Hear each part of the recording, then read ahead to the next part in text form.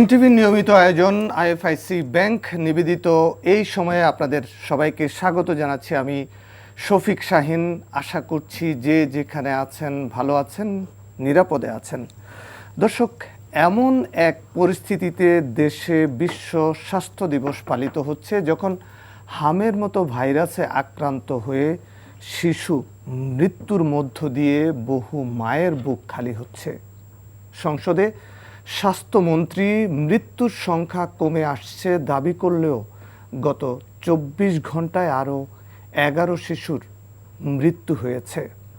কার ভুলে ঝরে যাচ্ছে কলিজার টুকরা? শিশুদের রক্ষার পথ ও পন্থা নিয়ে আলোচনার জন্য আমন্ত্রণ জানাচ্ছি প্রফেসর ডক্টর আবিদ হোসেন মোল্লা, সিনিয়র কনসালটেন্ট, বারডেম মা ও শিশু হাসপাতাল এবং শিশু বিশেষজ্ঞ। আমার ডান পাশে তিনি রয়েছেন। আমার বাম পাশে রয়েছেন অধ্যাপক ডক্টর ফোয়ারা তাসমিম, অতিরিক্ত মহাপরিচালক, স্বাস্থ্য অধিদপ্তর, এবং আমাদের সাথে উপস্থিত হয়েছেন doctor Riyad Mahmud, health manager, UNICEF. আমি ডক্টর আবিদ এবং ডক্টর রিয়াদ মাহমুদ, আপনাদের দুজনের অনুমতি নিয়ে আমি ফোয়ারাকে দিয়ে শুরু করতে চাই। ফোয়ারা তাসমিম, আজকের পরিস্থিতিটা যদি বলেন যে আজকে গত ২৪ ঘন্টা কিভাবে গেল? আজকে হামির যে টিকা কর্মসূচি আমরা গত পরশু শুরু করেছি, রোববারে সারা দেশের ১৮টি জেলার ৩০টি ঝুঁকিপূর্ণ উপজেলাতে, সেটারই ধারাবাহিকতায় আজকেও ভ্যাকসিনেশন হয়েছে এবং আমরা আমাদের লক্ষ্যমাত্রা মোটামুটি হচ্ছে। এর মধ্যেও কিছু হয়তো আক্রান্ত হয়েছে এবং হামজনিত কারণে কিছু হয়তো মৃত্যু হয়েছে, কিন্তু আমাদের পরিস্থিতি নিয়ন্ত্রণে এবং অবশ্যই আগের চেয়ে ভালোর দিকে যাচ্ছে, এটুকু বলতে। কিন্তু মৃত্যুর সংখ্যাটা যে বাড়ছে, কালকে ছিল ৭ জন, আজকে ১১ জন। এটি আসলে একটি অসুখের ধারাবাহিকতায়, এবং এটি তো শুধু ভ্যাকসিনেশন দিয়ে এক্ষুনি এই সংখ্যা কমিয়ে আনা যাবে না। এটা একটা সময়ের সাথে এটার নিয়ন্ত্রণ করা যাবে, সেটুকু হয়তো আমরা আর কিছুদিনের মধ্যে এটা নিয়ন্ত্রণে নিয়ে আসতে পারবো আশা করছি। কারণ টিকা তো দেওয়া হচ্ছে আক্রান্ত মানুষদেরকে না, টিকা দেওয়া হচ্ছে যারা আক্রান্ত নয়, সেই ধরনের শিশু যারা ৬ মাস থেকে ৫ বছরের নিচে, এবং এই মুহূর্তে তাদের কোনো জ্বর বা অন্য লক্ষণগুলো হামের নেই। সুতরাং এটির প্রভাব আসতে আর একটু হয়তো সময় লাগবে। কতদিন সময় লাগতে পারে? এটা স্পেসিফিক্যালি স্যার ওইভাবে আপনি ভালো বলতে পারবেন। হ্যাঁ, জি, আমরা যদি ডক্টর আবিদ হোসেন মোল্লার কাছে যাই, যে আমাদের শিশুরা এতটা ঝুঁকির মধ্যে কেন পড়লো? এটা কি হঠাৎ করেই পড়লো নাকি আমাদের নিজেদের কর্মফলের কারণে এই অবস্থা তৈরি হলো? Thank you. আসলে কর্মফল কারো না, অ্যাকচুয়ালি এটা আমি যদি বলি, আমাদের টোটাল ভ্যাকসিনেশন যেটা দেওয়া হয় তার একটা কাভারেজ ইভ্যালুয়েশন সার্ভে হয়। তো সেখানে আমরা দেখি যে হামের এগেনস্টে যে টিকাটা দেওয়া হয় সেটার কাভারেজ, এখানে দুটো টিকা দেওয়া হয়, তার একটা ফার্স্ট টিকার কাভারেজ প্রায় 88%, আর দুটো সম্পূর্ণ করেছে এইরকম পাওয়া যায় আরেকটু পার্সেন্টেজ কম, 75-78 এত কম না, 82%, 83% লাইক দ্যাট। তো এখন দুটো টিকাকে কিন্তু দেওয়ার জন্য রিকমেন্ড করা হয়েছে। কেন করা হয়েছে? যে দুটো টিকা যদি কোনো বাচ্চা রিসিভ করে তো তার শরীরের ভিতরে একটা প্রোটেক্টিভ লেভেল অফ ইমিউনোগ্লোবুলিনস তৈরি হয়, যেটা তার মিজলস ভাইরাস ইনফেকশনটাকে প্রিভেন্ট করতে পারে। একটা টিকা দিলেও কিছুটা হয়, কিন্তু কখনো কখনো সমস্ত বাচ্চা যারা রিসিপিয়েন্ট তাদের ভিতরে সবার ইকুয়ালি ওই প্রোটেক্টিভ লেভেল তৈরি হয় না। কারো যদি ঘাটতি থাকে সেকেন্ড টিকা সেটা কভার করে নেয়। তো বাংলাদেশে এই যে হার, সেটা কিন্তু আমাদের এক্সপেক্টেড লেভেল থেকে কিন্তু বরাবরই কম। এটা কোনোদিন 88%, 90%-এর ঘরে যায় নাই, কিন্তু আমাদের এক্সপেকটেশন হলো যে এটা যদি 95%-এর উপরে আমরা উঠিয়ে দিতে পারি, তাহলে পপুলেশনের ভিতরে যাদের কম ইমিউনিটি আছে কিংবা একটু ভালো আছে, যাদের একটু বেশি হয়েছে, সবাই মিলে একটা হার্ড ইমিউনিটির মধ্যে আসে, তাতে করে ভাইরাসের যে ট্রান্সমিশন ইন দ্য কমিউনিটি এটা কমে যায়। যখন এটা কমে যায়, বিকজ এটা এত এয়ারবোর্ন ইনফেকশন, তখন যার ইমিউনিটি কম সে কিন্তু আর সাফার করে না, কারণ ট্রান্সমিশন বন্ধ হয়ে যায়। তো আমাদের এই যে গ্যাপটা, এই গ্যাপটা কিন্তু আজকে একদিনই হয় নাই, এটা অনেক দিন থেকে আছে। তো তাতে করে আমরা যদি, কতদিন থেকে? এটা অনেক দিন, আমাদের কত বছর? মানে মনে করেন যে আমাদের ইপিআইটা তৈরি শুরু হয়েছিল 1976-এ, 7ই এপ্রিল 79-এ। তো তারপরের থেকে কিন্তু আমাদের তো ধারাবাহিকভাবে ভ্যাকসিনেশন চলছে, কিন্তু মিজলস অ্যান্ড এমএমআর তো আমাদের কোনো সময় দেওয়া হয়নি, এমআর পরবর্তীতে যেটা আসলো তো এরকমই। তো এতে করে হয় কি, বাংলাদেশে মনে করেন যে এই যে গ্যাপ, তো এই গ্যাপটার জন্য over a period of time একটা সিগনিফিক্যান্ট প্রপোর্শন অফ চিলড্রেন তারা আছে কমিউনিটিতে যাদের ভিতরে এই প্রোটেক্টিভ ইমিউনোগ্লোবুলিন লেভেলস নাই। তো তাতে করে এটা হচ্ছে। আর আমাদের লিমিটেশনটা কোথায়? আমাদের এই টিকা যেগুলো আমরা দিচ্ছি, তার কোনো টিকা তো আমাদের এই দেশে তৈরি হয় না, সবই তো বাইরের থেকে নিয়ে আসতে হয়। তাহলে আমাদের লিমিটেশনটা হলো একটা কভারেজ হয় নাই, হয়তো বাইরের থেকে আসবে, এবং সেটাও কিন্তু ডোনেশন ডিপেন্ডেন্ট। ডোনেশন গাভি দেয়, ডব্লিউএইচও দেয়, অন্যান্য দেয়। তো সেই জন্যে এখানে একটু মাল্টিফ্যাক্টরিয়াল একটা বিষয় আছে। শুধু মানে যারা ইপিআইতে যারা কর্মকর্তা আছেন, যারা মানে হেলথ ওয়ার্কাররা আসছেন, সব কিছুই, ইভেন আমাদের আজকে যদি বলি যে আমাদের যারা কমিউনিটিতে আছেন, বাবা মা যারা আছেন, তারাও কিন্তু দেখা যায় যে অনেক সময় নির্লিপ্ত, অনেক জায়গায় ভ্যাকসিনেশন কভারেজ কম। বাংলাদেশে টিকার কর্মসূচি নিয়ে কিন্তু আমাদের একটা বেশ বড় ধরনের একটা গর্ব ভাব আছে, কিন্তু সেই সাফল্যের জায়গাটাই কিন্তু অনেক জায়গায় কিন্তু সিলেট কিংবা অন্যান্য জায়গায় অনেক জায়গায় কিন্তু কম আছে। সেখান থেকে একটা টিকা দিয়েছে, সেকেন্ড টিকা দেয় নেই, এরকম কিন্তু শিক্ষিত সমাজের মধ্যেও আছে। তাহলে সামগ্রিকভাবে এটা একটা মাল্টিফ্যাক্টরিয়াল কারণ, যে কারণের জন্যে এই যে গ্যাপটা হয়েছে, এবং গ্যাপের ভিতর দিয়ে আমাদের এই যে ভাইরাসটা অত্যন্ত সংক্রামক একটা ভাইরাস, একটা বাচ্চাকে আক্রমণ করলে এর থেকে আরও 10-15টা বাচ্চা আক্রান্ত হয়ে যায়। সো এটা কিন্তু একটা স্প্রেড করছে এবং এই একটা আউটব্রেক হয়েছে। আমি একটু রিয়াদ মাহমুদ আপনার কাছে যাই। যখন আমাদের এই হাম একেবারেই নিয়ন্ত্রণে থাকার কথা, সেই সময়টাতে আজকে আপনারা সহ পুরো বাংলাদেশ বিশ্ব স্বাস্থ্য দিবস পালন করলো, যখন এটা আউটব্রেক করলো, এটা কি আমাদের কাম্য ছিল কিনা? না, অবশ্যই না। আমরা তো সবাই চাই যে আমাদের যারা শিশু, যারা দেশের ভবিষ্যৎ, তারা সবাই সুস্থ থাকুক, এটা আমরা সবাই চাই। এখন আসলে যে আবিদ হোসেন স্যার যেটা বলছিলেন, আমি জাস্ট একটু অ্যাড করা যে আসলে এটা আসলে ওভার দ্য পিরিয়ড হয়েছে, এটা কিন্তু 1-2 বছরের না। যদি আমি স্পেসিফিক্যালি বলি, স্যার খুব সুন্দর করে বলছেন যে আসলে হামের টিকা 2টা ডোজ, প্রথমটা 9 মাসে, দ্বিতীয়টা 15 মাসে। এই 2টা ডোজে কিন্তু 95% কাভারেজ লাগবে। এবং এটা কিন্তু আমরা যদি গত 2টা আমি কাভারেজ সার্ভে বলি, দুটোতেই যেমন আমাদের যেটা হামের 1 যেটা, এটা স্যার যেটা বলছেন, এটা যে এটা 86-87% কাভারেজ, কিন্তু হাম 2 যেটা সেকেন্ড ডোজটা, এইটা কমে গেছে, এটা 80 থেকে 82%। তার মানে আমাদের বাৎসরিক কোহোর্ট হচ্ছে, মানে আন্ডারওয়ান বাচ্চা আমরা বলি যে অ্যারাউন্ড 40 লাখ প্লাস। সো এর মধ্যে আপনি দেখেন যে আমরা প্রত্যেক বছর 10 থেকে 20 লাখ শিশু কিন্তু সব এই 2টা ডোজ পাচ্ছে না। এবং এইটা গত 5-6 বছরে, আমি 2টো সার্ভের রেফারেন্স দিলাম, তার মানে গত 5 বছরে 10 থেকে 15 লাখ শিশু কিন্তু 2 ডোজ পাচ্ছে না। তার মানে এদের শরীরে পূর্ণাঙ্গ রোগ প্রতিরোধ ক্ষমতা তৈরি হয় নাই। এবং সেটাই আসলে হঠাৎ করে এই বছরে আমরা এই একটা প্রকোপ হিসাবে দেখতে পাচ্ছি। সো এটা অবশ্যই কাম্য না। এবং আমরা দেখতে পাচ্ছি যে সরকার খুব দ্রুত পদক্ষেপ নিয়েছেন, যেটা যে ম্যাডাম একটু আগে বলেছেন যে প্রথমে যেগুলো সবচেয়ে বেশি ঝুঁকিপূর্ণ, এরকম 30টা উপজেলা আমরা চিহ্নিত করেছি, সেখানে আমরা আগে ভ্যাকসিনেশন শুরু করেছি। এরপরে ক্রমান্বয়ে আমরা আগামী 12 এপ্রিল থেকে 4টা সিটি কর্পোরেশনে যাব, তারপরে 3রা মে থেকে বাকি সবগুলো জেলা, সবগুলো সিটি কর্পোরেশন।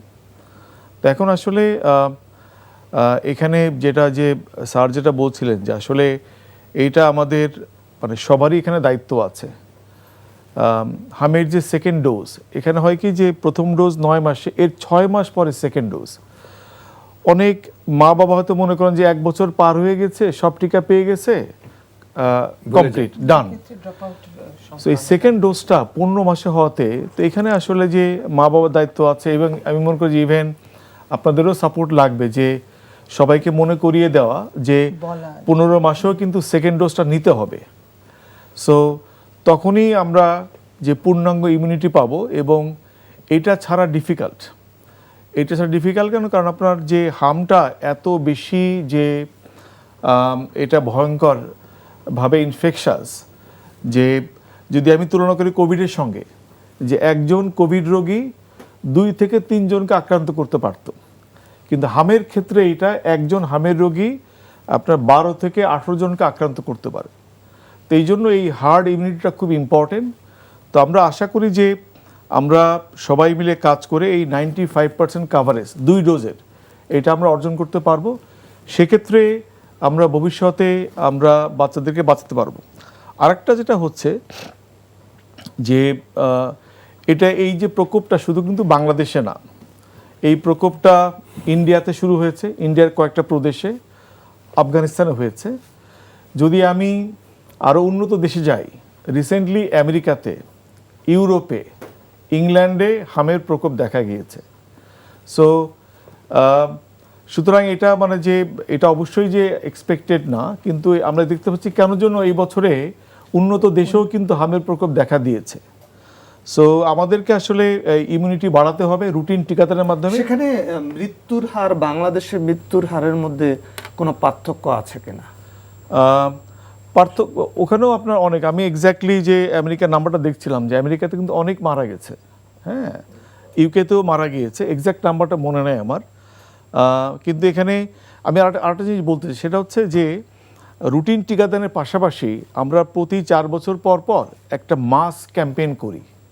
কারণ আমরা জানি যে রুটিন টিকাদানে কিন্তু যে সব বাচ্চা আমরা আনতে পারি না, এখানে অনেক চ্যালেঞ্জ এখনও আছে। অসচেতনতাটা সবচেয়ে বড়। হ্যাঁ, সেটা আছে। তো এই জন্য আমরা একটা মাস ক্যাম্পেইন করি। আমরা লাস্ট ক্যাম্পেইন করেছিলাম 2020 সালে। আমরা 4 বছর পর পর ক্যাম্পেইন করি। তো এবং 20 সালে এটাকে মানে মানে জিরোতে নামিয়ে আনার একটা টার্গেট ছিল, হ্যাঁ, 20 সাল পর্যন্ত, কোভিডের আগে। না, সেই টার্গেটটা আসলে আমাদের যেটা আমরা এটা বলি যে এই হাম রোগটাকে দূরীকরণের যে টার্গেটটা, সেটা 26 সালে ছিল, এই বছরে ছিল।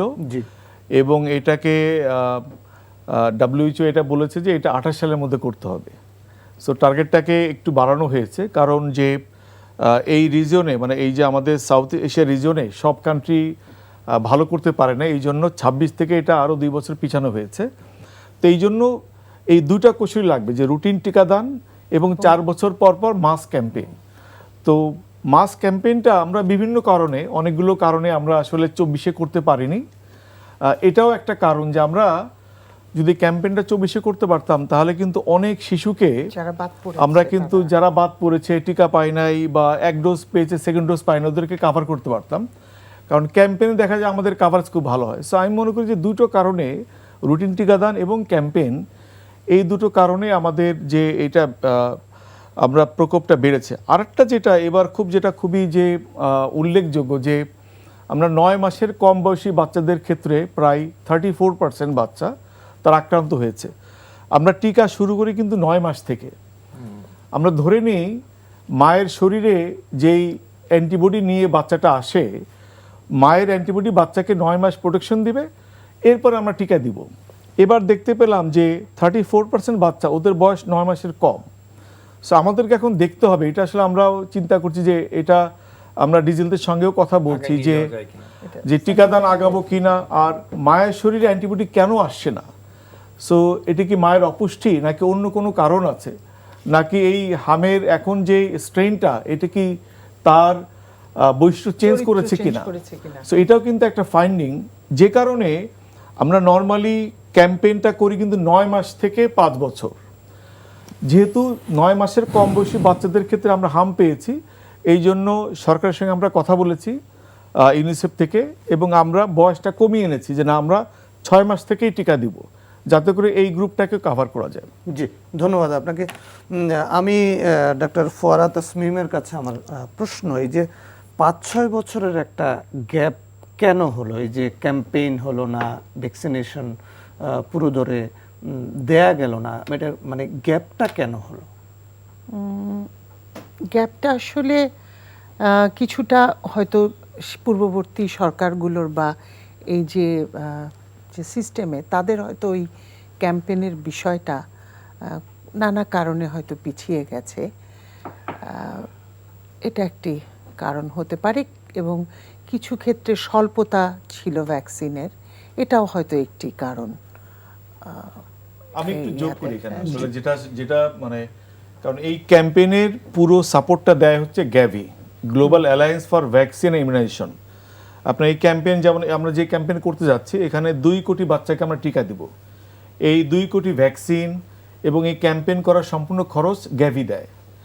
এখন গ্যাভির কাছে সরকার অ্যাপ্লিকেশন করেছিল 2023-এর শেষে, এটা অ্যাপ্রুভ হয়েছে 25 সালের মার্চে এসে, এবং 25 সালে ক্যাম্পেইন করার প্ল্যান ছিল, কিন্তু তখন সরকার সিদ্ধান্ত নিল আমরা টাইফয়েড ক্যাম্পেইনটা করব।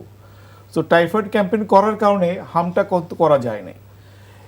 তখন যদি আমরা জানতাম যে এরকম হামের প্রকোপটা বাড়বে, তাহলে তো আমরা টাইফয়েড বাদ দিয়ে হামটা করতাম। সো এটা আসলে এই গ্যাভির অনুমোদনটা আমরা পরে পেয়েছি। যেমন এখন পর্যন্ত যদি বলি যে টিকা, কিন্তু আমরা ক্যাম্পেইনের টিকা পেয়ে গেছি, কারণ এই টিকা তো ইউনিসেফের মাধ্যমে আমরা নিয়ে আসি, টিকাটা আসছে, সিরিঞ্জ কিন্তু এখনো আসে নাই। আমরা আমাদের রুটিন ইপিআইতে যে সিরিঞ্জ আছে ওটা দিয়ে শুরু করেছি, কারণ বাচ্চাদেরকে তো বাঁচাতে হবে। জি, মানে we can wait for the campaign syringe. সরকার কিন্তু দ্রুত উদ্যোগ নিচ্ছে, এবং এই অ্যাডভাইসটা ইউনিসেফ থেকে আমরা দিয়েছি। তাহলে ওই পরিমাণ সিরিঞ্জ কবে নাগাদ আসতে পারে? এইটা আপনার আসা শুরু হচ্ছে, আপনার যে এই মানে ক্যাম্পেইনের জন্য যে সিরিঞ্জ লাগবে এটা আসা শুরু হয়েছে, এবং এটা জুন মাসের মধ্যে চলে আসবে। কিন্তু আমাদের কাছে সিরিঞ্জের মজুদ আছে। আছে, এই সিরিঞ্জটা আছে রুটিন ইপিআইয়ের জন্য, আমরা ওটা দিয়েই ক্যাম্পেইন কন্টিনিউ করব, আর ক্যাম্পেইনের সিরিঞ্জ যখন আসবে ওটা দিয়ে আবার রুটিন কন্টিনিউ করব। অন্যটাতে যাবে। মানে আমরা এইভাবে একটা ক্যালকুলেশন করেছি, কারণ বাচ্চাকে তো টিকা দিতে হবে। আমরা দেখলাম যে আমাদের কাছে সারা দেশে 2 কোটির বেশি সিরিঞ্জ আছে, এটা দিয়ে ক্যাম্পেইন চালানো যাবে। তৎক্ষণাৎ আমরা সিদ্ধান্ত নিলাম, ঠিক আছে আমরা ক্যাম্পেইন শুরু করি, আর ক্যাম্পেইনের সিরিঞ্জটা আসতে থাকুক, তাহলে আমরা ওটা দিয়ে পরে রুটিন ইপিআইয়ের জন্য সিরিঞ্জের ব্যবস্থা করব। জি, আপনাকে ধন্যবাদ। আমি একটু ডাক্তার আবিদ হোসেন মোল্লার কাছে যাই। কোনো বিশেষজ্ঞ মনে করছেন যে শুধু হামের কারণে এই শিশুদের মৃত্যু ঘটছে না, অন্য কোনো ভেরিয়েন্ট, অন্য কোনো কারণে শিশুদের মৃত্যু হয়ে থাকতে পারে। এটা সেই কারণটা কি আপনারা কি পেয়েছেন, বা কি কোনো বিশেষজ্ঞ সন্দেহ করছেন বা মত দিচ্ছেন যে অন্য ভেরিয়েন্টও আক্রান্ত হওয়ার কারণে শিশুরা আসলে সার্ভাইভ করতে পারছে না, ঝুঁকিপূর্ণ শিশুরা? Thank you. তো এখানে আমি পরিষ্কার করে বলার চেষ্টা করি যে হামে যদি 100টা বাচ্চা আক্রান্ত হয়, সব বাচ্চা কিন্তু জটিলতার আবর্তে পড়ে না, অল্প কিছু 70% তাদের কোনো রকম জটিলতা হয় না। আর হামের যে ভাইরাস এক্সিস্টিং যেটা, এটা যদি কোনো মিউটেশন নাও হয়, তো তার ক্যাপাবিলিটি হলো যে আক্রান্ত বাচ্চার শরীরের ভিতরে যে ইমিউন সিস্টেম যেটা, সেখানে টি সেল, বি সেল, অনেক রকম কোষ আছে, এই ইমিউন সিস্টেমটাকে টোটালি নড়বড়ে করে দেওয়া, নষ্ট করে দেওয়া। এর প্রেক্ষাপটে এই বাচ্চাগুলো তার শরীর প্রতিরোধ ক্ষমতা কমে গেছে, নানান রকম রোগ জীবাণুতে আক্রান্ত হয়, এবং এই সমস্ত জায়গাগুলোর ভিতরে যেখানে আক্রান্ত হয়, যে জটিল থেকে জটিলতার আবর্তে পড়ে, তার ভিতরে সবার আগে আসে চেস্ট ইনফেকশন। কারণ এই ভাইরাসটা তো আমাদের রেসপিরেটরি ট্র্যাক্টের মধ্যেই থাকে, এখানেই সে বড় হয়, এখানে বংশ বিস্তার করে, এখান থেকে সে ছড়িয়ে পড়ে। তাহলে এই একটা জায়গা। So pneumonia is one of the number 1 cause. Second হলো এদের কান পেকে যায়, মুখের ভিতরে তীব্র ঘা হয়, ডায়রিয়া হয়, ব্রেন ইনফেকশন হয়, এইগুলো হলো জটিলতা। তাহলে এটাকে রেজিস্ট করার জন্য দেখেন আমাদের দেশের যে পপুলেশন, সেই পপুলেশনের ভিতরে কিন্তু 14% এখনো পর্যন্ত সিভিয়ার ম্যালনারিস্ট। তো যে সমস্ত বাচ্চারা ম্যালনারিস্ট, তাদের শরীরে ইমিউন প্রোটেকশন কিন্তু এমনি কম, তার উপরে যদি একটা ভাইরাস এসে আক্রমণ করে। দ্বিতীয় যে জিনিসটা হলো যে আমাদের বাচ্চাদের অন্ধত্ব নিবারণের জন্য গভর্নমেন্টের একটা ভিটামিন এ সাপ্লিমেন্টেশন প্রোগ্রাম আছে, যেটা 6 মাস থেকে শুরু করে 5 বছর বয়সে প্রতি 6 মাস পর হাই পটেন্সি ভিটামিন দেওয়া হয়। এই যে ভিটামিন এ, এর মেইন কাজ হলো শরীরের প্রতিরক্ষা ব্যবস্থা সুদৃঢ় করা আর আমাদের চোখটাকে বাঁচানো। তো এটাও কিন্তু একটা ফ্যাক্টর। তৃতীয় যে জিনিসটা হলো সেই কর্মসূচিটা কতটা কর্মসূচিটা এবারও তো আছে, এখন আছে যারা আক্রান্ত হবে তারা ভিটামিন এটা পাবে। তো এখন আমি যে কথাটা বলছি যে এই যে বাচ্চাগুলো যখন বাড়িতে থাকা অবস্থায় আক্রান্ত হলো, আমরা বলি যে ভিটামিন এ দিয়ে দেন, তার প্যারাসিটামল দেন, অবজার্ভ করেন। আপনি আমাকে বলেন কয়টা বাবা মা ওই অসুস্থ বাচ্চাটাকে বসে দেখে যে তার কোনো জটিল থেকে জটিলতার মধ্যে আসছে। তাতে করে হয় কি, ওই বাচ্চাগুলোর জটিলতা হয়ে গেছে কিন্তু বাবা মার চোখে পড়ে নাই, লেট অ্যারাইভাল। যখন লেট অ্যারাইভাল হয় তখন কমপ্লিকেশন কিন্তু একটু সামনের দিকে চলে গেছে। তখন যে চিকিৎসাটা দেওয়া হয় সেই চিকিৎসার ভিতরে দুটো অপশন ভালো করে আমরা খেয়াল করি। তার মধ্যে নিউমোনিয়া যদি হয় তাহলে তার একটা অপশন অফ ট্রিটমেন্ট হলো অ্যান্টিবায়োটিক্স, কারণ ভাইরাস মারার জন্য কোনো অ্যান্টিভাইরাল ড্রাগস নাই। আমরা অ্যান্টিবায়োটিক্সটা দিই কেন? ওই জটিলতার জন্য, যে সেকেন্ডারি কোনো ব্যাকটেরিয়াল ইনফেকশন দিয়ে তারা হচ্ছে। আর এর পাশে যে জিনিসটি আমি এখনও বলি যে নেগলেক্টেড, সেটা কিন্তু অক্সিজেন। শরীরে অক্সিজেন কমেছে, হাইপোক্সিমিয়া। অর্থাৎ একটা নিউমোনিয়া আক্রান্ত বাচ্চার শরীরে প্রায় 40 to 45% তার নর্মাল যে অক্সিজেন থাকার কথা তার থেকে কমে আসে। তাহলে এই অক্সিজেনটা অ্যান্টিবায়োটিক আমি যতই দিই, আনটিল আনলেস এর সাথে যদি আমি অক্সিজেন সাপ্লিমেন্টেশনটা যদি অ্যাড না করতে পারি তাহলে আউটকাম কিন্তু ভালো হয় না। তাহলে আজকে আমাদের কোভিড পরবর্তী সময় কিন্তু এই অক্সিজেনের যে ব্যবস্থাটা, সেটা সম্পর্কে কিন্তু একটা ভালো একটা ইনফ্রাস্ট্রাকচার গড়ে উঠেছিল। গত 6 বছরের ভিতরে কোভিড তো আর আসে নাই, আমরা কিন্তু সেই ইম্পর্টেন্সটা অনেকটা ভুলে গেছি। এবং যার প্রেক্ষিতে অনেক বাচ্চা কিন্তু নিউমোনিয়াতে মারা যায়। এই যে মারা গেছে এর সবই আপনি দেখেন কান পাকাই মরে নাই, তো সব নিউমোনিয়াতে। তো এখন এই যে অক্সিজেনের জন্যে এখানে দেখেন বাংলাদেশে যত রকম উদ্ভাবন হয়েছে, আইসিডিআরবিতে একটা লো কস্ট বাবল সেপআপ। বাবল সেপআপটা হলো অক্সিজেন আমরা যে এই যে সিলিন্ডারের মাধ্যমে নাকের নলের মধ্যে দিয়ে যে অক্সিজেনটা দেই, এতে যে লো ফ্লো অক্সিজেন যায় তাতে মর্টালিটি কমে, কিন্তু অক্সিজেন ডেলিভারিটা অত ভালো হয় না। এই বাবল সেপআপের মাধ্যমে অক্সিজেন ডেলিভারি আরও মজবুত হয়। এবং এটা কিন্তু অলরেডি হসপিটালগুলিতে নেই, নাই। তো সেই জায়গাটা আমরা ইতিমধ্যে কাজ শুরু করে ফেলছি, কিন্তু এটা গত 5 তারিখে কিন্তু উদ্বোধন হয়েছে ঢাকা শিশু হাসপাতালে।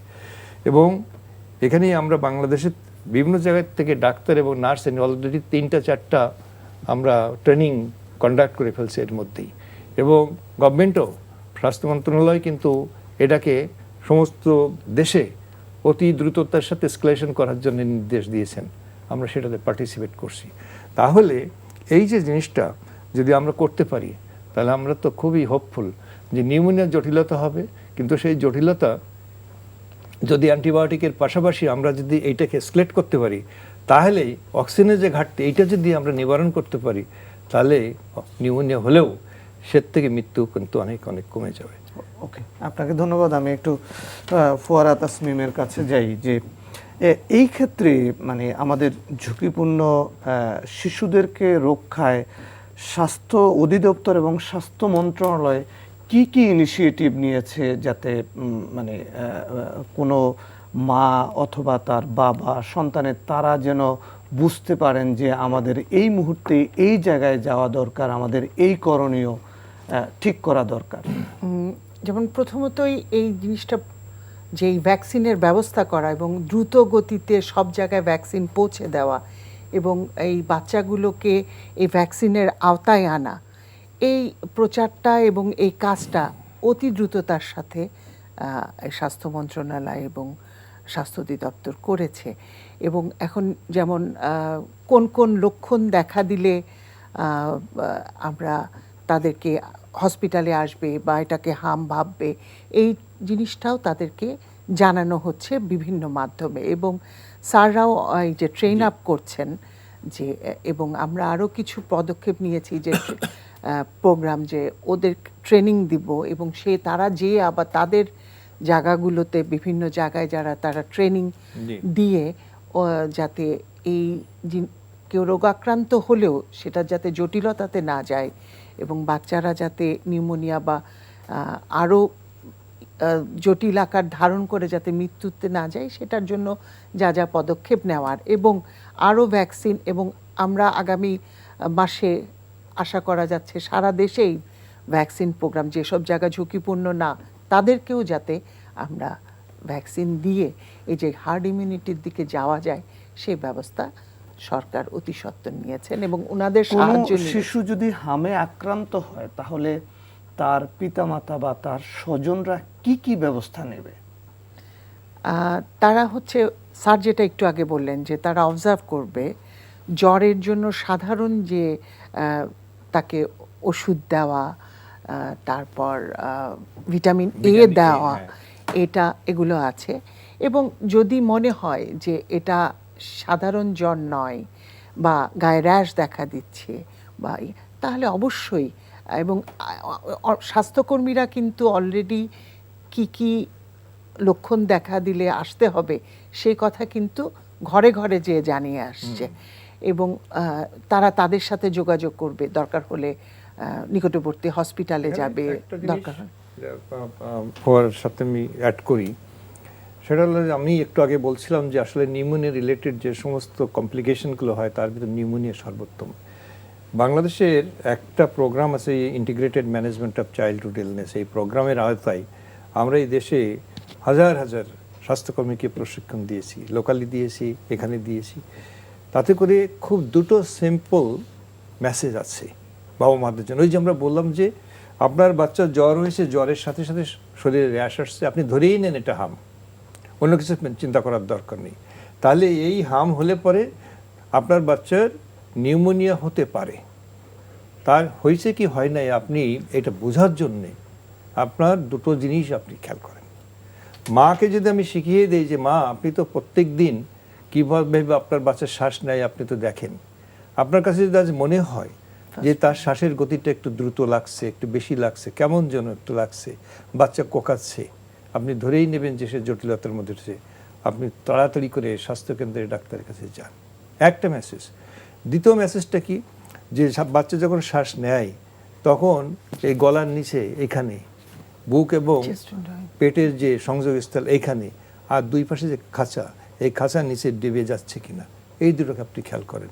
এই দুটো কোনো একটা যদি হয় আপনি ধরেই নেবেন যে আপনার বাচ্চা নিউমোনিয়া হয়েছে কি হয় নাই, হয়েছে, এবং এটা আপনাকে দ্রুততার সাথে ইমিডিয়েটলি আপনাকে স্বাস্থ্যকেন্দ্রে যেতে হবে। তাহলে এইটুকু মেসেজ যদি আমরা বাবা মাকে পৌঁছে দিতে পারি তাহলে ওই যে late arrival to the health centre এটা আর হবে না। এবং সেটা যদি না হয় তাহলে কিন্তু জটিলতা মানে আরও মারাত্মক আকার চলে যাওয়ার আগেই কিন্তু আমরা ব্যবস্থা নিতে পারি বাচ্চাদের। এটা আমার কাছে এটা কি ডাক্তার রিয়াদ মাহমুদ, এটা কি আমাদের 15ই মার্চ মানে শিশু মৃত্যুর ঘটনায় যখন স্বজনরা আহাজারি করলো, স্বাস্থ্যমন্ত্রী গেলেন, তারপরের ঘটনা নাকি না আরো অনেক আগে থেকেই এটার হলো, তারপরে মৃত্যুর মধ্য দিয়ে আমরা জানলাম যে আমাদের শিশুরা বড় ধরনের হামে আক্রান্ত হচ্ছে? আসলে দুটো জিনিস একসঙ্গে চলে। একটা হচ্ছে যে আমরা বাচ্চাদের টিকা দিই এবং পাশাপাশি আমরা সার্ভিলেন্স করি। তো এই সার্ভিলেন্স কাজটা কিন্তু চলমান আছে, এবং সার্ভিলেন্স মানে হচ্ছে যে আমরা দেখি যে সন্দেহজনক হামের রোগী আছে কিনা, সন্দেহজনক পোলিও রোগী আছে কিনা, এটাকে আমরা বলি ডিজিজ সার্ভিলেন্স। এটা কিন্তু চলমান আছে। এটার মাধ্যমে কিন্তু আমরা বের করতে পেরেছি হঠাৎ করে হামের প্রকোপ বেড়ে গিয়েছে। মানে এটা কিন্তু 15ই মার্চ দেখি তা না, কারণ আমাদের কাছে প্রত্যেক সপ্তাহে উইকলি সার্ভিলেন্স ডাটা আসে, মান্থলি আসে, সেটা আমরা অ্যানালাইজ করে দেখি যে কোনো মাসে কোনো সপ্তাহে কোনো পার্টিকুলার রোগীর সংখ্যা বাড়ছে কিনা বা কেসের সংখ্যা বাড়ছে কিনা। সো 15ই মার্চে আমরা দেখলাম হঠাৎ করে অনেক বেশি, এই বছরে সংখ্যাটা অনেক বেশি। সো সার্ভিলেন্স সিস্টেমে এটাই অ্যাডভান্টেজ যে আপনাকে ইন অ্যাডভান্স জানিয়ে দিবে, এবং তখনই তো আমরা তৎপর হলাম যে কেন রোগীর সংখ্যা বাড়ছে, এবং তখন আমরা সরকারের সঙ্গে বসলাম যে টিকাদানটা কিভাবে চলছে, ক্যাম্পেইনটা কত দ্রুত করা যায়। সো এটা হঠাৎ করে হয়নি, এই সার্ভিলেন্সটা আমরা সারা বছর ধরেই করি। এখানে আমি একটা জিনিস যোগ করতে চাই, যেটা আসলে আপনি যেটা বলছিলেন যে মানে নিউমোনিয়া বা হামের রোগীর ম্যানেজমেন্ট, যে স্যার বলেছেন সুন্দর করে, যে আসলে সমস্ত চাপ এসে পড়ছে ঢাকাতে আইডিএইচে, যেটা ইনফেক্ট রিচ হসপিটাল। তো যেটা যেটা করা দরকার, অলরেডি আমরা উদ্যোগ নিয়েছি, সরকার নিয়েছে যে ঢাকার বাইরে যে বড় হাসপাতাল আছে, আমরা যেটা মেডিকেল কলেজ হাসপাতাল, এই প্রত্যেকটাতে আসলে যে আইসোলেশন ওয়ার্ডের ব্যবস্থা করা, অলরেডি অ্যাসেসমেন্ট করা হয়েছে এবং আমরা চেষ্টা করছি ইভেন জেলা হাসপাতালও করা। আগে কিন্তু সব জেলা হাসপাতালে একটা আইসোলেশন ওয়ার্ড ছিল, এখন যেহেতু রোগীর সংখ্যা কমে গেছে, আপনারা তো আগের মতো সেই ডায়রিয়া রোগীও নাই, হামের রোগীও নাই, কিন্তু সো এটাকে আবার রিভাইভ করা, যে আমার সব হাসপাতালেই, জেলা হাসপাতাল, মেডিকেল কলেজে একটা সব আইসোলেশন আইসোলেশনের ব্যবস্থা একটা করা, এবং এটা উদ্যোগ ওনারা নিচ্ছেন, মানে এটা যেন সবসময় থাকে। তাহলে হবে কি, কারণ আপনি হামের রোগী তো আপনার খুব মারাত্মকভাবে অন্যদেরকে ছড়ায়, তাকে রাখতে হবে আলাদা ওয়ার্ডে। সো এই কাজটা খুব ইম্পর্টেন্ট। আর স্যার যেটা মনে করে দিয়েছেন যে আসলে বাড়িতেও একটা আইসোলেশনের ব্যবস্থা বাড়িতেও যে হ্যাঁ, যে জ্বর হওয়ার সাথে সাথে এটা একটা আলাদা। এবং আরেকটা যেটা যে আসলে যে এই ভিটামিন এটার ব্যাপারেও কিন্তু এটা উদ্যোগ নেওয়া হয়েছে, কারণ আমাদের কাছে 1 লাখ ইউনিটে প্রায় 10 লাখ ভিটামিন এ আছে, 2 লাখ ইউনিটের আছে 50 লাখ। এবং এটা যেটা ম্যাডাম যেটা বললেন যে যেসব শিশু হামে আক্রান্ত হয়েছে ওদেরকে দেওয়ার ব্যবস্থা শুরু করা হয়েছে। সো বাট ফর ফিউচার আমরা কিন্তু ভিটামিন এ ক্যাম্পেইনটাও কিন্তু আসলে প্রত্যেক বছর 2 বার করার কথা। আমরা সেকেন্ড রাউন্ডটা করতে পারিনি, সেকেন্ড রাউন্ড ক্যাম্পেইনটা করা হয় নাই। সো আমার যে এটা করা যায় না, কারণ আপনার যে ভিটামিনের যত সংখ্যক লাগে অতটা নাই, কারণ আপনি ক্যাম্পেইন করতে গেলে হয় আপ টু 5 ইয়ার্স। তো ওটার জন্য যত পরিমাণ আপনার যে ভিটামিনের ক্যাপসুল লাগে ওইটা না থাকার জন্য ক্যাম্পেইন করা যায় না, কিন্তু যারা আক্রান্ত হচ্ছে তাদেরকে দেওয়া হচ্ছে। সো এইটা আরেকটা। সো আমরা যে আইসোলেশনটার ব্যবস্থা করা সব তাহলে জায়গাতে, এই যে আমাদের যে শর্টেজ বা ঘাটতি, এটা আমরা আগে কেন মানে মেজারমেন্ট করলাম না, আগে কেন আমরা উদ্যোগ নিলাম না? না আসলে আপনার যে এটা উদ্যোগ নেওয়া হচ্ছে, একটু দেরি হয়ে গেছে আর কি। উদ্যোগ নেওয়া হয় না তা না, উদ্যোগ নেওয়া হয়, কিন্তু আপনার হয়তো প্রসেসে একটু দেরি হয়েছে। এবং আমরা আশা করি যে এখন তো যে নিউ পলিটিক্যাল গভর্নমেন্ট, এবং আমরা খুবই আশাবাদী, কারণ আমরা দেখতে পাচ্ছি যে মাননীয় প্রধানমন্ত্রী, স্বাস্থ্যমন্ত্রী হেলথ সেক্টরকে টপ প্রায়োরিটি দিচ্ছেন। আমরা দেখলাম যে প্রথম যে 180 দিন এর মধ্যে কিন্তু হেলথ এবং শিক্ষা এই দুটো কিন্তু টপ প্রায়োরিটি। আমরা আশা করি যে প্রসেসে যে প্রথম 3টা ইয়ার মধ্যে হচ্ছে হেলথ একটা। এক্স্যাক্টলি আরেকটা বিষয় আমি এখানে খুব এমফাসিস দেই, আমার মনের মধ্যে আসে অ্যাকচুয়ালি, যে দেখেন একটা বাচ্চা জন্মের থেকে শুরু করে 6 মাসের মধ্যে তার কিন্তু কোনো মিজলস হচ্ছে না। তো সেখানে আমরা মনে করছি এই মায়ের কাছ থেকে সে একটা ইমিউনোগ্লোবুলিন পেয়েছিল, যেটাকে বলা হয় IgG। এটা সে মায়ের কাছ থেকে আসছে, এবং যেটা বাচ্চার শরীরে যেটা ঢুকছে সেটা over a period of time আস্তে আস্তে তার কনসেন্ট্রেশন কমতে থাকে, but it can protect up to 6 months 7 months. একই সাথে আরেকটা জিনিস হলো কোলেস্ট্রাম। বাচ্চা জন্মের পরপরই যে শালদুধটা দেওয়া হয়, এটাকে বলা হয় শিশুর প্রথম টিকা। এইটা কিন্তু এখনো পর্যন্ত নেগলেক্টেড পপুলেশনের ভিতরে। আমি একটা প্রশ্ন করতে চাচ্ছি, সেদিন যেমন একটা গোল টেবিলে বৈঠকে বলছিল যে মাতৃদুগ্ধের বিষয়টাকে, যে এক্সক্লুসিভ ব্রেস্ট ফিডিংটা কি কমে গেছে? হ্যাঁ, এটার জন্যই কি স্যার 9 মাস থেকে আমরা 6 মাসে আসতে বাধ্য হলাম, তাই না? মানে সেটা পরে পলিসির ব্যাপার। আমি বলছি যে আজকে আমরা সবাই, সমস্ত health sector is determined to get exclusive breast feeding up to 6 months, মানে শুধুমাত্র বুকের দুধের বাইরে আর কিছু নেই 6 মাসে। আপনি অবাক হবেন, আজ বাংলাদেশে এখনো পর্যন্ত 50% আমরা রিস্ক করে আছি, এখন 100% যাইতে পারিনি। এবং এই ব্রেস্ট ফিডিংয়ের আন্দোলন আমি রিমেম্বার করতে পারি, প্রফেসর MQ তালুকদার উনি লিড নিয়েছিলেন 1988-এ।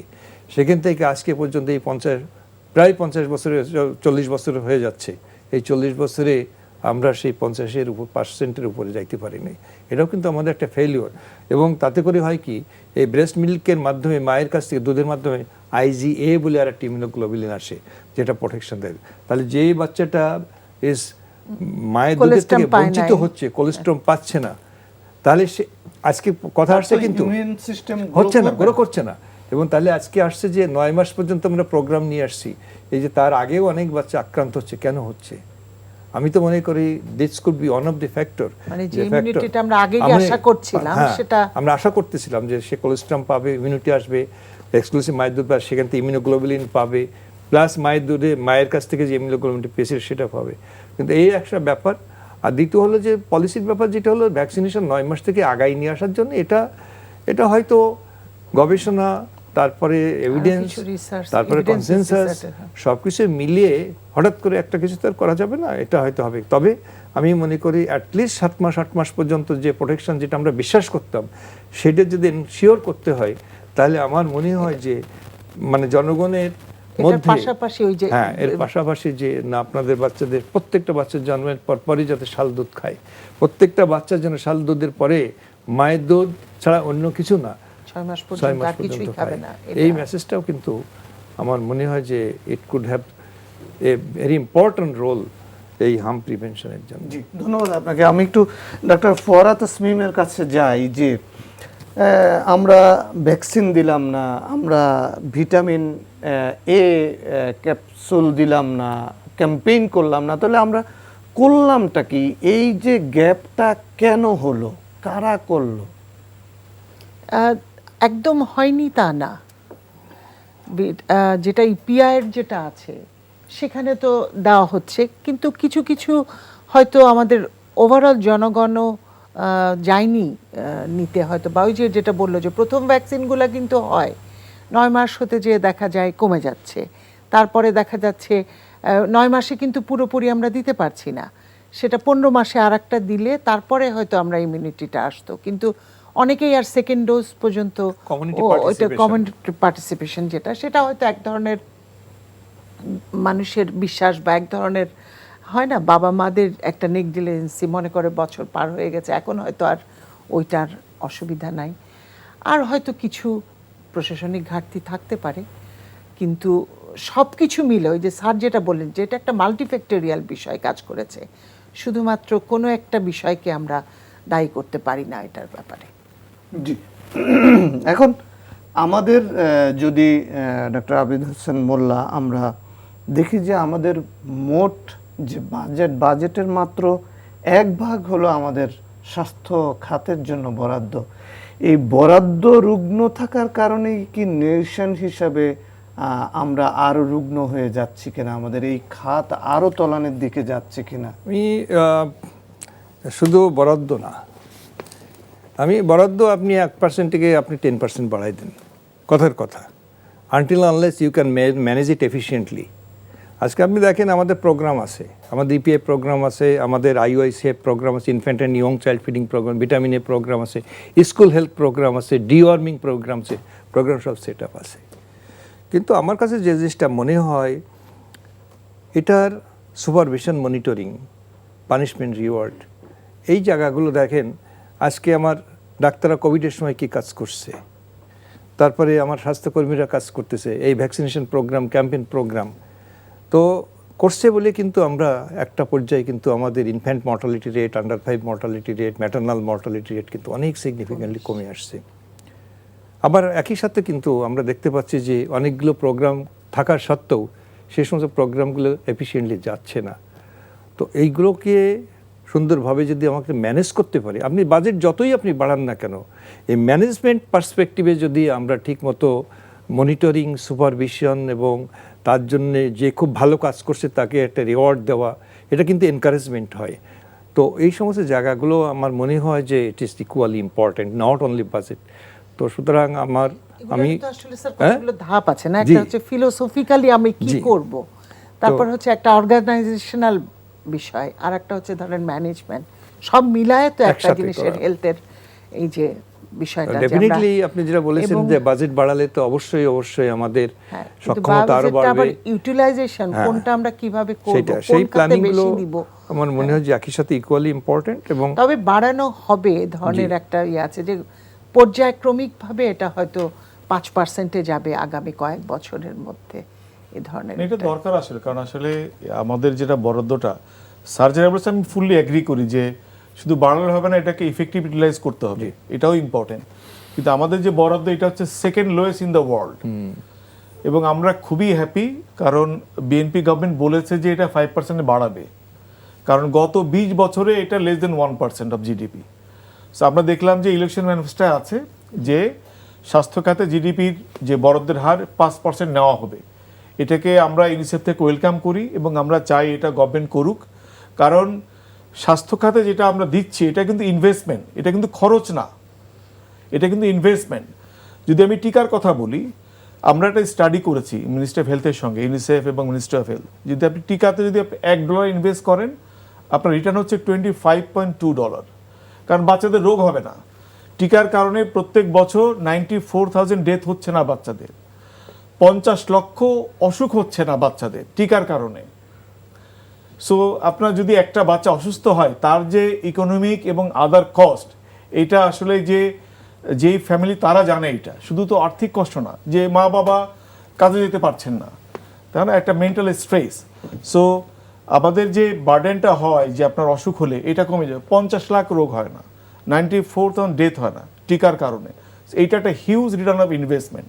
তো এই জন্য যদি ইনভেস্টমেন্টটা গভর্নমেন্ট বাড়ায় এবং ইফেক্টিভ ইউটিলাইজ করে, ডেফিনেটলি আমাদের ইপিআই এবং অন্য সব যে খাত আছে স্বাস্থ্যে, সেগুলো আরও শক্তিশালী হবে। আমি যদি আপনাকে আরেকটা প্রশ্ন করি, সেটা হলো যে করোনা তো আমাদেরকে একটা চরম ঝাঁকি দিয়ে গেল, আমাদেরকে সতর্ক করে গেল।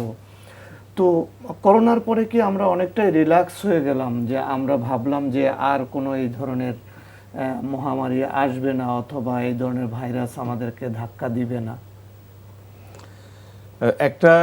একটা টার্ম আছে যে আপনার ডেভেলপমেন্ট ফ্যাটিগ, হ্যাঁ, যে আসলে আমার মনে হয় যে এটা একটা ওয়েক আপ কল আমাদের জন্য।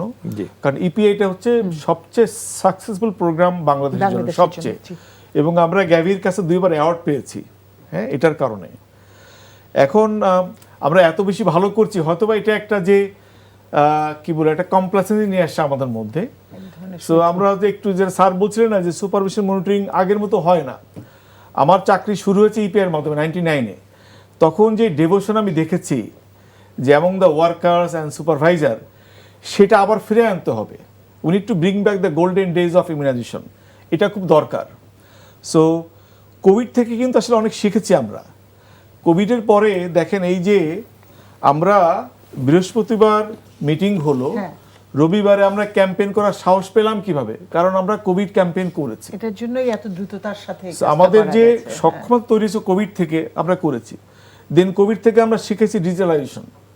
এখন কিন্তু যেমন আমরা সারা দেশকে, ওই দিন আপনার মনে আছে, আপনি তো ম্যাডাম ছিলেন, যে দুপুরে সিদ্ধান্ত হলো, সন্ধ্যার সময় ডিজি স্যার সারা বাংলাদেশের সমস্ত স্বাস্থ্য ম্যানেজার যারা, সবাইকে নিয়ে মিটিং করে বললেন ক্যাম্পেইন হবে। সো এই ডিজিটাল টুল ব্যবহার করা, জুম কল করে সবাইকে জানানো যে ইন পার্সন মিটিং দরকার নাই। সো এটা আমাদেরকে সক্ষমতা দিয়েছে। যেমন কোভিডের সময় কিন্তু আমরা ফর দ্য ফার্স্ট টাইম যে আইসিইউর ব্যাপারে নজর দিলাম, যে প্রত্যেকটা জেলা হাসপাতালে আমার অক্সিজেনের ব্যবস্থা লাগবে, প্রত্যেকটা জেলা হাসপাতালে কিন্তু অক্সিজেন সিস্টেম আছে। এটাকে এখন যেমন সরকার নজর দিচ্ছে, এটা কুইকলি ঠিক হয়ে যাবে। সো আমার কাছে মনে হয় যে এটা যে আসলে আমরা মানে ইউনিসেফ থেকে আমরা খুবই মর্মাহত যে আমরা অনেকগুলো শিশুর প্রাণ গিয়েছে। এটা খুবই খুবই কষ্টকর আমাদের জন্য, ওই শিশুর যারা পূর্বে তাদের জন্য। এবং আমরা মনে করি যে এটা আমাদেরকে মনে করে দিচ্ছে যে আসলে ইপিআই প্রোগ্রামটাকে আসলে আরও একটু ভালোভাবে দেখতে হবে, সুপারভিশন, মনিটরিং এবং স্পেশালি ভ্যাকসিন অ্যাভেলেবিলিটি। এটা আমি রিকোয়েস্ট করবো যে এখানে যেহেতু এডিজি প্ল্যানিং ম্যাডাম আছেন, ওনার মাধ্যমে যেন আমাদের ভ্যাকসিন যেন আনইন্টারাপ্টেড থাকে। এবং যেটা আমরা বলেছি, মন্ত্রী মহোদয় রাজি হয়েছেন। আমি গতকাল সেক্রেটারি স্যারকে বলেছি, রাজি হয়েছেন যে আমাদেরকে ভ্যাকসিন কিনতে হবে 1 বছর প্লাস 3 মাস বাফার সহ 15 মাসের ভ্যাকসিন একবারে কিনতে হবে। যদি আপনি বছরের মধ্যে একাধিকবার কিনতে যান, ওই প্রসেসেই চলে যায় 4 থেকে 5 মাস। সো এইটা আমাদের আর একটা পরামর্শ, এবং আমরা খুবই হ্যাপি মাননীয় মন্ত্রী সচিব মহোদয় রাজি হয়েছেন যে এখন থেকে ভ্যাকসিন কেনা হবে বছরে একবার 3 মাসের বাফার সহ। আমি আরেকটু উচ্চ অভিলাষী। আমাদের দেশে এখন অনেক ভ্যাকসিন তৈরি হচ্ছে, আমাদের দেশে এই হেপাটাইটিস বি এটা ওটার ভ্যাকসিন তৈরি হচ্ছে। আমাদের দেশে কি এই ভ্যাকসিন তৈরি করে প্ল্যান্ট হতে পারে না? কেন পারবে না? আমার মনে হয় যে এই সক্ষমতা যদি আমরা অর্জন করতে পারি, তাহলে আমাদের যে এক্সপেক্টেড ইমিউনাইজেশন কাভারেজ আমরা যেটা চাচ্ছি, রেডিমেড ভ্যাকসিনেশন আমরা ক্যাম্পেইন করব, আমরা ম্যাস ইমিউনাইজেশন করব, ইজ ইট নট ইম্পসিবল? না স্যার, ভেরি মাচ পসিবল। যেটা স্যার আসলে আপনি যেটা বলছেন যে সরকার উদ্যোগ নিয়েছে জি। এবং প্ল্যান্টের জন্য মুন্সিগঞ্জের জায়গাও দেখা হয়েছে। এটা দ্রুত যদি করা যায়, এটা করতে একটু সময় লাগে, কারণ যাই আপনার হোক, ওই মানে এটা সব প্রসেস এখন মিলিয়ে হয়তো হ্যাঁ, শুরু আমরা করলে এখন যদি আমরা শুরু করি বা হ্যাঁ, এই 10 বছর ইচ্ছাটা লাগবে। পোষণ করি এবং কাজটা করি, তাহলে কোনো না কোনো সময় 5 বছর 10 কারণ বছর। এটা হলে হবে কি যে যদি আমরা ভ্যাকসিন তৈরি করি, তাহলে এই ভ্যাকসিন কিন্তু শুধু বাংলাদেশে না, অন্য জায়গায় বাইরেও কারণ এটা যদি WHO প্রি কোয়ালিফাইড হয়ে যায়, তাহলে পৃথিবীর অন্য দেশও আমার কাছ থেকে নিবে। So will have a big market. কারণ আপনার বাংলাদেশের মার্কেটটা তো খুব বেশি না, 40 লাখ শিশু। কিন্তু যদি WHO কোয়ালিফাইড ভ্যাকসিন হয়, তাহলে পৃথিবীর সব দেশ এখান থেকে নিবে। সো এটা একটা আপনি স্যার ভালো কথা মনে করিয়েছেন। প্ল্যান্টের জায়গা হয়েছে ম্যাডাম, আমরা যে আপনাদের নেতৃত্বে আমরা আশা করি যে খুব শীঘ্রই দে ক্যান স্টার্ট করার সময় লাগবে, একটু কয়েক বছর লাগবে, বাট এটা শুরু করা দরকার আসলে। আমাদের ভ্যাকসিনের স্বল্পতা, আমাদের ভিটামিন এ ক্যাপসুলের স্বল্পতা, এটা কবে নাগাদ যেই আশাটা করা হচ্ছে যে 15 মাসের, এটা পূরণ করাটা কি খুব কঠিন? না, স্বল্পতা যেটা আছে আমরা তো অলরেডি চেয়েছি এবং আমরা 2-1 মাসের মধ্যে বাকি যেগুলো এখন আমাদের যা ভ্যাকসিন আছে সেটা দিয়ে কিন্তু আমরা এখনকার যে ইয়াটা Crisis. পূরণ ক্রাইসিসটা আমরা পূরণ করে ফেলতে পারবো এবং অচিরেই এগুলো চলে আসবে। এই ধারাবাহিকতায় আমরা এই ভ্যাকসিনগুলো পেয়ে যাব এবং বাকি পুরোটাই আমরা এর পরবর্তীতে আরেকটা হয়তো আমাদের ইয়া করা লাগবে। আমি যদি vaccine একটু অ্যাড একটা- করি ম্যাডামের সঙ্গে, সেটা হচ্ছে যে আপনার এই মানে এখন যেটা চলছে যে ভ্যাকসিন প্রকিউরমেন্ট এবং সাপ্লাই সারা পৃথিবীতে ইউনিসেফই করে। সো আমরা যেটা ম্যাডাম বললেন যে 3টা ভাবে ভ্যাকসিনটা এখন করা হচ্ছে। একটা হচ্ছে যে আমরা রেভিনিউ খাতে থেকে প্রায় আপনার $34 মিলিয়ন ভ্যাকসিন প্রকিউরমেন্ট এটা প্রসেসে আছে। আপনার এই মাস থেকে আসা শুরু হবে। দেন আরেকটা প্রকিউরমেন্ট হচ্ছে 609 কোটি টাকা। এটা আপনার এডিবির একটা লোন ছিল কোভিড টিকা কেনার, ওইটাকে গভর্নমেন্ট রিপারপাস করেছে না, বাচ্চাদের টিকা কেনা হবে। সো সেটারও কিন্তু এগ্রিমেন্ট গভর্নমেন্টের সঙ্গে স্বাক্ষর হয়ে গিয়েছে। ওটার মাধ্যমে কিন্তু 2 মাসের মধ্যে ভ্যাকসিন আসবে। মানে আগামী জুনের মধ্যে আমরা ওই যে সো আমরা এই 604 দুটো জায়গা কোটি থেকে টাকার ইয়েটা পেয়ে এই যাব। দুটো জায়গা থেকেই যে ভ্যাকসিন আসবে। আরেকটা যেটা ম্যাডাম আছে যে আপনার রেভিনিউর 50% সিদ্ধান্ত ছিল যে এটা ওপেন টেন্ডার হবে, কিন্তু এই সরকার বিএনপি সরকার এসে সিদ্ধান্ত দিচ্ছে না, যে ওপেন টেন্ডারে আপনার সময় লাগে মিনিমাম 1 বছর। সো সরকার মনে করেছে যে এত লম্বা সময় তো নেওয়া যাবে না বাচ্চা টিকার জন্য। সো এটাও কিন্তু গভর্নমেন্ট এটাকে ক্যান্সেল করে এটা ডিরেক্ট প্রকিউরমেন্ট থ্রু ইউনিসেফ, এটা তারা সিদ্ধান্ত যে আজকে হয়ে যাওয়ার কথা, আজকে সকালে মিটিং ছিল। সো এটা হলে এটা হবে আরেকটা উৎস। এই 3টা উৎস থেকে যে ভ্যাকসিন আসবে, এটা দিয়ে আমাদের 8 থেকে 10 মাস চলবে এবং পরের অর্থ বছর শুরু হবে তো জুলাই থেকে, তখন আবার আরেকটা প্রকিউরমেন্ট শুরু হবে। আমরা এতে মনে করছি আমরা এই 3টা সোর্সের প্রকিউরমেন্ট, আগামী অর্থ বছরের প্রকিউরমেন্ট এটা হলে এর পরে এই ভ্যাকসিন প্রকিউরমেন্টের এটা গ্যাপটা তখন থাকবে একটা না। যে গ্যাপটা জি। পূরণ হয়ে গেলে পরবর্তীতে আমরা নিয়মিতভাবে এই যে, উনি স্যার যেটা বললেন যে 15 মাসের ভ্যাকসিন, এটা তখন আমরা নিয়মিতভাবে এটা পারবো আশা করি। জি, আমরা এই আলোচনার সাথে সাথে আমরা ডক্টর আবিদ হোসেন মোল্লা, আপনি যেহেতু একেবারে শিশুদের নিয়ে কাজ করেন, আমরা দেখি যে আমাদের শিশুরা এক সময় দুধে ভাতে আমিষের সাথে বড় হতো, কিন্তু আমার নিজেরও যেহেতু সন্তান আছে, ছোট শিশু আছে, আমাদের বাচ্চাদেরকে বড় করতে গিয়ে এখন তাদের মুখে খাবার তুলে দিতে গিয়ে আমরা দেখি যে বেসিক যে দুধ, ডিম, মাংস অনেক বেশি কস্ট ইফেক্টিভ। এইটাকে কিভাবে মানে মিনিমাইজ করা যায়? ধরেন আমাদের দেশে বাস্তবতায় 800 টাকা, 750 টাকা 1 কেজি গরুর মাংস, মুরগির দাম বাড়ছে, ডিমের ডজন হলো আপনার 110 টাকা থেকে 120 টাকা। এই জায়গাটাতে গভর্নমেন্ট কিভাবে আরো সাবসিডি দিতে পারে, আমাদের একটা মানে স্ট্রং একটা নেশন বিল্ড আপ করতে পারে government? ওকে, ফাইন। দেখেন, আমাদের বেঁচে থাকার জন্য আমাদের 6টা জিনিস দরকার। খাদ্য উপাদান, protein, fat, carbohydrate, vitamin, minerals and water. ঠিক আছে না? এর প্রত্যেকটা আমাদের শরীরটা সুসংগত করা, শরীরটাকে সুস্থ করা, ভালো থাকার জন্য খুবই দরকার। এখন প্রোটিন, যেগুলো প্রোটিন আমাদের কাছে কিনতে হয় সেগুলো অত্যন্ত এক্সপেন্সিভ। এর মধ্যে একটা প্রোটিন আছে লেস এক্সপেন্সিভ, ডাল। ডাল শুধু মুসুরির ডাল না, এই যে সিমের বিচি, আমাদের এত সিম হয়, বিভিন্ন রকম যে বিনস হয় যেগুলো, এগুলোর ভিতরে যে first class protein like that of meat, আমরা এগুলোকে প্রমোট করতে পারি। আজকে এই সমস্ত জায়গাগুলোতে আমি ইনফ্যান্ট এন্ড ইয়ং চাইল্ড ফিডিংয়ের কথা আমি যেটা বলছিলাম, 6 মাস থেকে বলা হয় যে বাচ্চার চাহিদা অনুপাতে মায়ের কাছ থেকে তখন পর্যাপ্ত দুধ আসে না। সেখানে বলা হয়েছে যে কি 6 মাস থেকে কি দিতে হবে, বাড়িতে তৈরি করা সুষম খাদ্য, যার ভিতরে প্রপোর্শনেটলি প্রোটিন, ফ্যাট, কার্বোহাইড্রেট যা যা বললাম সবই আছে। কিন্তু মারা কি করছেন, সেখানে এই সুষম খাদ্য নেই। কৌটার মায়ের দুধ। দুধ না, কনসেপ্টটা চেঞ্জ হয়ে গেছে। তো মায়ের দুধ কমে গেছে, সুতরাং অন্য দুধ দাও। আমরা বলছি যে মায়ের দুধ কমে গেছে, অন্য খাবার দাও। তাহলে অন্য খাবারটা কি কিন্তু অন্য দুধে চলে গেছে, তাহলে টিনের দুধ এখানে চলে এসছে, হুইচ ইজ ভেরি হ্যাজার্ডাস, এবং একটা বাচ্চাকে অসুস্থ করতে এটা যথেষ্ট। দ্বিতীয় হলো, কেউ কেউ যদি বোঝেন না আমাকে অন্য খাবার দেবো, সে কিন্তু বাড়িতে সুষম খাবার তৈরি করছে না, বাজার থেকে কিনছে কিন্তু ফর্মুলা না, অন্যান্য মানে প্যাকেট জাতীয় খাবার। খিচুড়ির ব্যাপারে যে ঠিক আপনারা আছে না? যেটা বলতেন সব তাহলে আমি যে কথাটা বলতে চাচ্ছি, আজকে যদি আমাদের এই জিনিসগুলো যদি ডেফিনেটলি আমাদের শিশুদের সুস্বাস্থ্যের জন্য যদি সরকার এখানে সাবসিডি দেন, এখানে মানে এটা যাতে মূল্য ক্রয় ক্ষমতার মধ্যে থাকে, অবশ্যই আমরা সেটাকে এনকারেজ করি। ওকে স্যার, ধন্যবাদ আপনাকে।